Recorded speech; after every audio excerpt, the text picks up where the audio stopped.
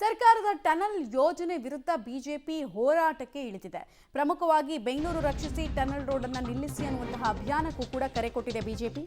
ಲಾಲ್ಬಾಗ್ನಲ್ಲಿ BJP ನಾಯಕರಿಂದ ಸಹಿ ಸಂಗ್ರಹದ ಅಭಿಯಾನ ಶುರುವಾಗಿದೆ. ಅಂದ್ರೆ ನಮ್ಮ ವಿರೋಧ ಇದೆ ಅಂತ ಹೇಳಿ ಒಂದು ಪಿಟಿಷನ್ ಸೈನ್ ಮಾಡಿ ಅಂತ ಸಹಿ ಸಂಗ್ರಹ ಮಾಡ್ತಿದ್ದಾರೆ.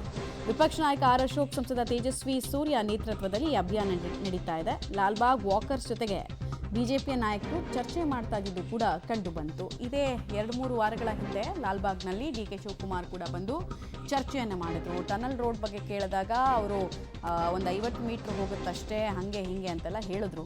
4 ಎಕರೆಯಷ್ಟು ಜಾಗ ಬೇಕಾಗಬಹುದು ಕಾಮಗಾರಿಗೆ ಅಂತೆಲ್ಲ. ಬಟ್ ವಿಪರೀತ ವಿರೋಧ ವ್ಯಕ್ತ ಆಗ್ತಾ ಇದೆ. ಏನಕ್ಕೆ ಅನ್ನೋದಕ್ಕೆ ರೀಸನ್ಸ್ ಕೂಡ ಇದ್ದಾವೆ. ಒಂದು ವೈಜ್ಞಾನಿಕ ರೀಸನ್ ಇದೆ. ಅಲ್ಲೊಂದು ಬಂಡೆ ಕಲ್ಲು ಬರುತ್ತೆ, ಅದಕ್ಕೆ ಆಲ್ಮೋಸ್ಟ್ ಒಂದು 300 ಲಕ್ಷ ಕೋಟಿಯಷ್ಟು ವರ್ಷದು ಹಳೇದಂತೆ ಅದು. ಆಮೇಲೆ ಇಡೀ ಬೆಂಗಳೂರಿನಲ್ಲಿ ಭೂಕಂಪ ಆಗದೆ ಇರೋದಕ್ಕೆ ಆ ಬಂಡೆಕಲ್ಲು ತಡೆದಿದೆ ಅನ್ನೋದು ಒಂದು ನಂಬಿಕೆ ಇದೆ. ವೈಜ್ಞಾನಿಕವಾಗಿ ಕೂಡ ಕೆಲವರು ವಿಜ್ಞಾನಿಗಳು ಹೇಳ್ತಾರೆ ಅದನ್ನ. ಸೊ ಆ ಬಂಡೆ ಹೋಗ್ಬಿಡುತ್ತೆ ಇಲ್ಲಿ, ಆಮೇಲೆ ಬೆಂಗಳೂರು ಅಪಾಯಕ್ಕೆ ಸಿಲುಕುತ್ತೆ ಅನ್ನೋದು ಒಂದು ಆತಂಕ. ಎರಡನೇದು, ಕಾಂಗ್ರೆಸ್ನವರು ಹೇಳ್ತಾ ಇರೋದ್ರಲ್ಲೂ ಕೂಡ ಒಂದು ಹುರುಳಿದೆ. ಏನಂದರೆ ರೋಡ್ ವೈಡ್ನಿಂಗ್ಗೆ ಜಾಗ ಎಲ್ಲಿದೆ, ಯಾರು ಬಿಟ್ಕೊಡ್ತಾರೆ ಜಾಗನ? ಸೊ ಒಂದು ಕಾಮಗಾರಿನೇ ಮಾಡಬೇಕು. ಸಿಗ್ನಲ್ ವಿಚಾರ, ಟ್ರಾಫಿಕ್ ವಿಚಾರದಲ್ಲೆಲ್ಲ ಮುಕ್ತಿ ಬೇಕು ಅಂದರೆ ಕಾಮಗಾರಿನೇ ಮಾಡಬೇಕು. ಟನಲ್ ರೋಡ್ ಮಾಡೋದ್ರಲ್ಲಿ ತಪ್ಪೇನಿದೆ? ರೋಡ್ ವೈಡ್ನಿಂಗ್ ಜಾಗ ಇಲ್ಲ ಅನ್ನೋದು ಅವ್ರ ವಾದ. ಸೊ ಇದರ ಬೆನ್ನಲ್ಲೇ ಲಾಲ್ಬಾಗ್ನಲ್ಲಿ ತೀವ್ರತರವಾದಂತಹ ಹೋರಾಟಕ್ಕೆ ಬಿಜೆಪಿ ಮುನ್ನುಡಿ ಬರೀತಾ ಇದೆ. ಮುಂದುವರೆದ ಭಾಗವಾಗಿ ವಿಪಕ್ಷ ನಾಯಕ ಆರ್ ಅಶೋಕ್ ಹಾಗೂ ತೇಜಸ್ವಿ ಸೂರ್ಯ ಇವರಂತೂ ಕೋರ್ಟ್ನಲ್ಲಿ ನಾನು ಫೈಟ್ ಮಾಡ್ಕೊಳ್ತೀನಿ ಅಂತ ಹೇಳಿದ್ದಾರೆ. ನಾವು ಅಫಿಡವಿಟನ್ನು ಹಾಕ್ತೀವಿ ಈ ಟನಲ್ ಯೋಜನೆಯ ವಿರುದ್ಧ ಅಂತೆಲ್ಲ ಹೇಳಿದ್ದಾರೆ. ಪರಿಸರ ಪ್ರೇಮಿಗಳ ಆಕ್ರೋಶಕ್ಕೂ ಕಾರಣ ಆಗಿದೆ. ನೋಡ್ಬೇಕೇನಾಗುತ್ತೆ ಅಂತ.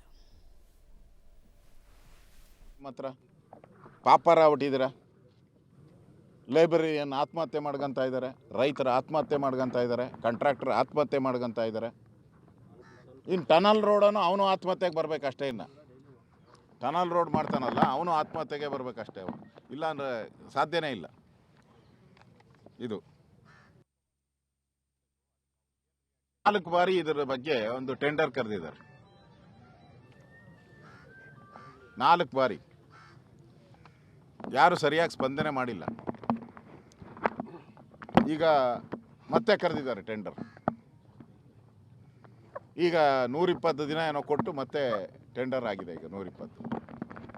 ನಾನು ಕೇಳಿದೆ ಅಧಿಕಾರಿಗಳನ್ನ, ಈಗ ಅಧಿಕಾರಿಗಳು ಕೇಳಿದೆ ಎಷ್ಟು ಇಲಾಖೆ ಪರ್ಮಿಷನ್, ಇದು ರೆಕಾರ್ಡು, ಎಷ್ಟು ಇಲಾಖೆ ಪರ್ಮಿಷನ್ ಬೇಕು ಅಂತ ನಾನು ಕೇಳಿದೆ. 120 ಇಲಾಖೆ, 120 ಡಿಪಾರ್ಟ್ಮೆಂಟಿಂದ ಪರ್ಮಿಷನ್ ಬೇಕಂತೆ. 120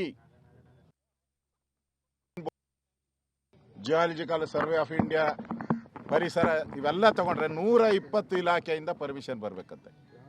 ಆ 120 ಇಲಾಖೆ ಪ್ರಶ್ನೆ ಬಂದಿದೆಯಾ? ಇಲ್ಲ. ಕೇಳಿ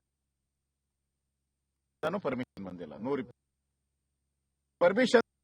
ಯಾಕೆ ಇದನ್ನ ಟೆಂಡರ್ ಕರಿತಾ ಇದ್ದೀರಾ? ಅಂದ್ರೆ ಬೇಗ ಟೆಂಡರ್ ಕರೆದು ದುಡ್ಡು ಹೊಡ್ಕೊಂಡು ಕಮಿಷನ್ ತಗೊಂಡು ಹೋಗ. ಅಂದ್ರೆ ನೀವು ಇದು ಬಿಹಾರ್ ಎಲೆಕ್ಷನ್ಗೆ ಮಾಡಿರೋ ಪ್ರಾಜೆಕ್ಟ್ ಅಂದರೆ ಈ ಟನಲ್ಲು ಬಿಹಾರ್ ಎಲೆಕ್ಷನ್ಗೆ ಹೋಗುತ್ತಾ, ತಮಿಳುನಾಡು ಎಲೆಕ್ಷನ್ಗೆ ಹೋಗುತ್ತಾ? ಇದು ಜನ ಪ್ರಶ್ನೆ ಕೇಳ್ತಾ ಇದ್ದಾರೆ, ನಾವೆಲ್ಲ ಪ್ರಶ್ನೆ ಕೇಳ್ತಾ ಇದ್ದೀರಿ.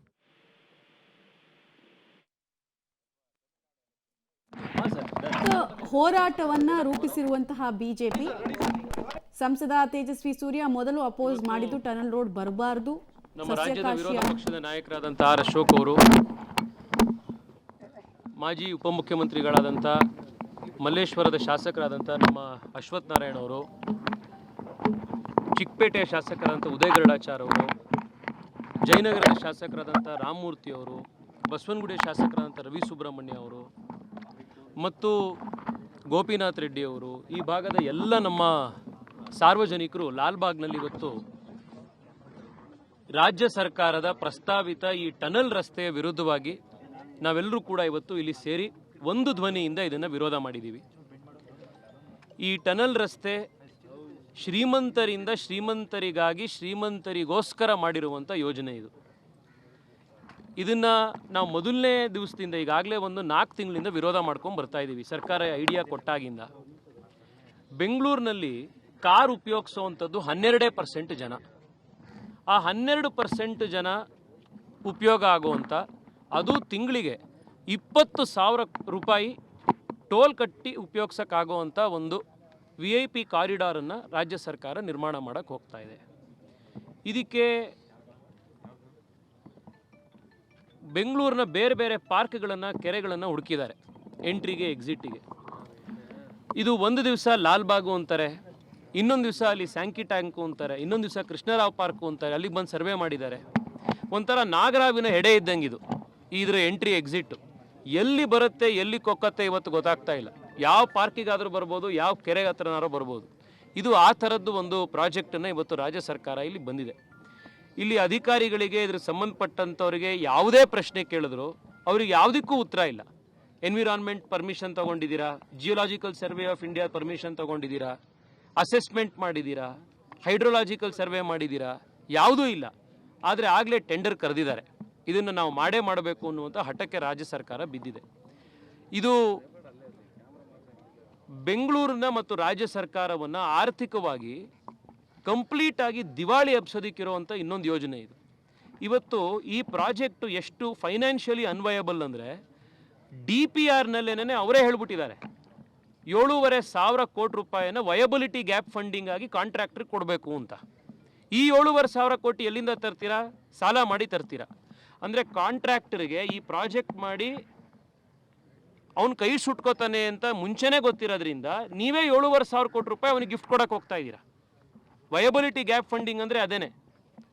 ಇಲ್ಲಿ ಎಕ್ಸಿಟ್ಟು ಲಾಲ್ಬಾಗ್ನ ಹಾಪ್ಕಾಮ್ಸ್ ಹತ್ರ ಬರ್ತಾ ಇದೆ, ಒಂದು entry exit point.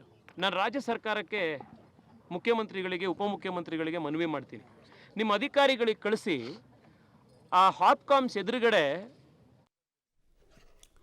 Tunnel road ವಿಚಾರವಾಗಿ ಬಿಜೆಪಿ ಎತ್ತಾ ಇರುವಂತಹ ಆಕ್ಷೇಪದ ಧ್ವನಿಗಳನ್ನು ನೀವು ಗಮನಿಸ್ತಾ ಇದ್ದೀರಾ. ಟನಲ್ ರೋಡ್ಗಿಂತ ಅತ್ಯಗತ್ಯವಾಗಿ ಮೂಲಭೂತ ಸೌಕರ್ಯಗಳನ್ನು ಇನ್ನಷ್ಟು ಉನ್ನತಿಗೊಳಿಸಬೇಕು, ಅದನ್ನೆಲ್ಲ ಬಿಟ್ಟು ದುಡ್ಡೊಡೆಯೋ ಸ್ಕೀಮ್ ಮಾಡ್ಕೊಂಡಿದೆ ಟನಲ್ ರೋಡ್ ಯೋಜನೆ ಅನ್ನೋದನ್ನ ಹೇಳ್ತಿದ್ದಾರೆ.